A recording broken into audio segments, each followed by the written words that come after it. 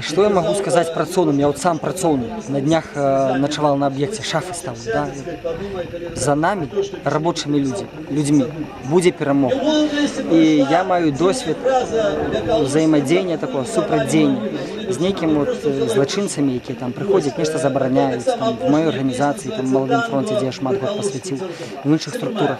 И я пришел до абсолютного переконання, что любое злочинство, оно мае моц толькі тады, калі оно ў цемры, толькі тады, калі мы нешта слухаем, яго нешта грывамі пачынаем ківаць і так далее.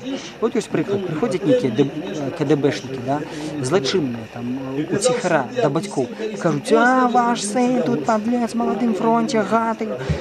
И батьки: все, як ты так, безум достали. И все, пасля такой ситуации ГБшники, злочинцы, як до хаты, як до себе ходят в такую семью.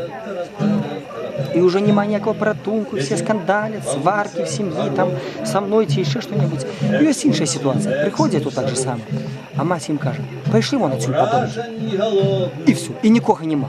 Потому что любое злочинство, якое вам навязывают, ну, мы маем право в организацию долучиться, законную, якая по закону, профсоюз, долучиться профсоюзу, оборонять свои права. Абсолютно маем. Чему нам нехто навязывает? Навязывает только тому, что мы дозволяем это навязать. Если человек в певний момент прийме решение: я не дозволю себе навязать, и он будет спокойно жить, спокойно рухаться. Можливо, без претензий, ведаете, на якое-то мессианство, что мы тут Саню пойдем завалим. Гэтага не треба. Просто змагаться спокойно, стипла за свои права. Гэтага никто не берет.